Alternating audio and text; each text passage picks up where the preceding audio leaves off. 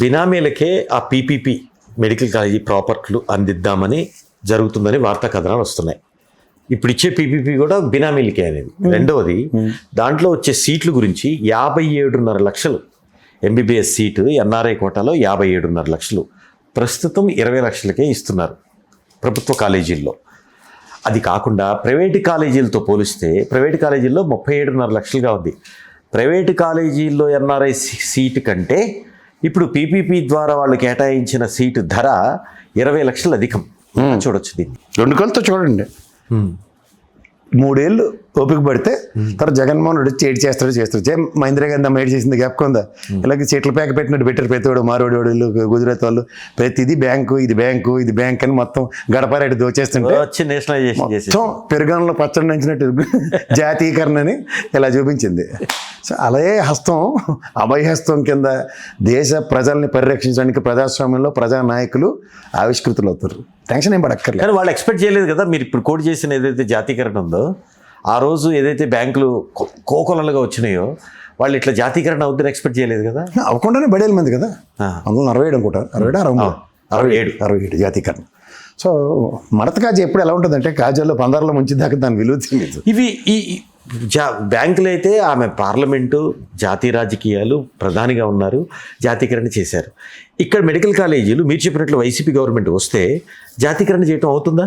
అందుకే ఎంసీఐ అంటారు sir, medical council of India. అవును, ఆ మెడికల్ కౌన్సిల్ ఆఫ్ ఇండియాకి పీపీపీ పద్ధతిలో ప్రభుత్వ కాలేజీలని ప్రైవేట్ వాళ్ళు వశపరుచుకుంటున్నారన్న ఒక చిన్న ఇది చాలదా? సరే మామూలుగా ఉంటుంది అనుకుంటున్నారా మీరు? మలయాళం సినిమా వెండి తెర మీద చూద్దరు కానీ 3 సంవత్సరాల తర్వాత ఎవడోడు సరదా పడ్డాడు, సరదా పడినోడికి సరదా పడినంత సరదా ఎలా తీరుతుందో చూద్దరు కానీ. అంటే ఇది కోర్టుకి రేపటి నుండి వెళ్తున్నారు, ఇవాళ రేపట్లో స్టేటస్ కో స్టే ఆర్డర్ తీసుకొస్తారు. వైసీపీ గ్యారంటీ తెస్తారు సార్. సార్ ఇప్పుడు ప్రభుత్వ రంగాన్ని ప్రైవేటీకరణ చేయడానికి ఎన్ని తిప్పలు అవుతున్నాయో చూస్తున్నారు కదా డిజిన్వెస్ట్మెంట్ స్కీమ్లో. ఇప్పటికీ నిరంతరం విశాఖలో ఉద్యమం చూస్తున్నాం కదా. అలాంటి ప్రభుత్వ ఆస్తులు ప్రైవేట్ చేస్తానంటే స్థానికంగా ఉన్న వాళ్ళలో చైతన్యం వస్తే వీళ్ళు తట్టుకోగలరా? ఒకప్పుడు చూసిందేగా ఉద్యమం. ఇప్పుడు కరోనా లాంటి పాండమిక్ సిచ్యువేషన్ లేదా ఆరోగ్యశ్రీ లాంటిదానికి ప్రజలు ఎలా పరిరక్షించబడుతున్నారో వాళ్ళకి తెలిసిన వాళ్ళకి అది ఉండదు. రేపటి నుంచి వేరే విధంగా ఉంటుందంటే ఆ కష్టం విలువ ఎలా ఉంటుంది? కష్టం నుంచే కదా బాధ వస్తుంది.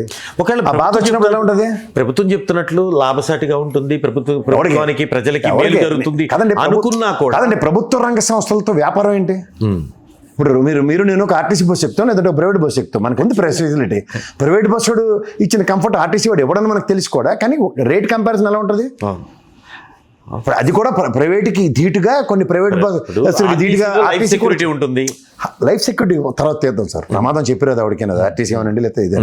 ఇక్కడ ఫస్ట్ థింగ్ ఏంటంటే మీకు వసతులతో కూడిన సబ్సిడైజ్డ్ రేట్లు ప్రభుత్వం ఇన్నోవేటివ్గా ఇవ్వడానికి కారణం ఏంటి? ప్రభుత్వ సంస్థ కాబట్టి ప్రజలను దృష్టిలో పెట్టుకుని చేస్తుంది.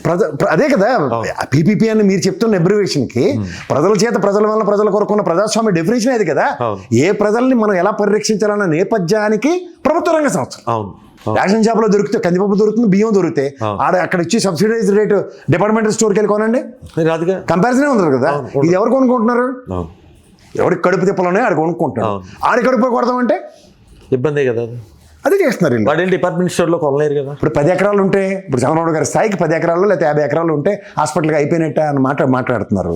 ఇప్పుడు ఏ హాస్పిటల్ అయినా తీసుకుందాం, నేను 17 చెప్తున్నారు కదా, 7 అయితే ఫంక్షనింగ్, 5 వచ్చినాయి, ఇంకో 2 అయితే దగ్గరలో పులివెందులు లడదాన్ని అయితే మీరు నిలువరించారు. ఎగ్జాంపుల్ చెప్తున్నా. అట్లీస్ట్ మీరు చూసి మాట్లాడండి సార్.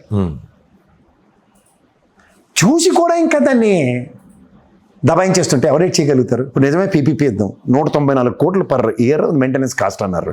194 crores ఎఫర్ట్ చేయలేనప్పుడు బేసిక్ ఫీజు వసూలు చేయండి సార్, ప్రజలే కదా.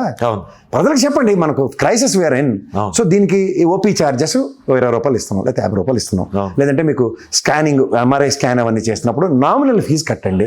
ఎవరు కాదంటాడు సార్? ఈరోజు నిమ్స్లో జరుగుతుంది అదే కదా, 50 రూపాయలు ఫీజు ఓపీ, అంతే. అది సూపర్ స్పెషాలిటీ అయితే అది మెయింటైన్ అవుతుంది కదా సార్. అవును. ఇప్పుడు ప్రభుత్వ రంగ స్కూల్లో మీరు 15,000 ఇచ్చిన దగ్గర గతంలో 1,500 జగన్మోహన్ రెడ్డి తీసుకుని 13,000 ఏదో ఇచ్చాడు. మీరు కూడా అదే పద్ధతి చేస్తున్నారు కదా. దేనికి? మెయింటెనెన్స్ చేయడం. సంక్షేమం నుంచి కూడా you are taking back and you are using the aims లో కూడా అంతే 10 రూపీస్ ఫీజు అంతే. ఇప్పుడు ప్రభుత్వ రంగ సంస్థల యొక్క పనితీరు ప్రజారంజకంగా ప్రజలకి బాధ్యతాయుతంగా చేయడానికి ఉంటాయి. అందుకని ప్రజలను గాలికి వదిలేసి మీరు కూడా డబ్బులు ఇబ్బరముబ్బడిగా ప్రైవేట్ హాస్పిటల్ వీళ్ళు అపోలో కేరోడు వీళ్ళందరూ మన గుండెలు పిండేసి కిడ్నీలు ఎత్తుకెళ్ళిపోతుంది తెలియట్లేదా? గుండె ఆపరేషన్ అంటే 2 కిడ్నీలు లేచిపోయిన అర్థం అవడం ఇంట్లో కుటుంబంలో అది అమ్మితేనే కానీ వాడు బతకలేడు.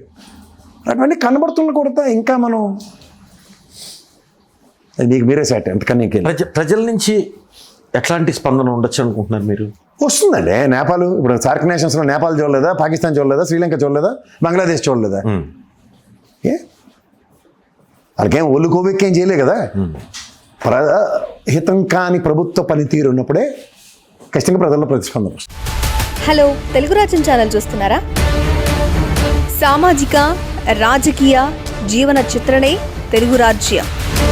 అతిశయోక్తులు అసత్యాలు ఉండవు. రాజకీయ కోణం కాదు, ప్రజా కోణమే కొలబద్ద. తెలుగు రాజ్యం వీక్షణ మీ ఉత్తమ అభిరుచికి నిదర్శనం.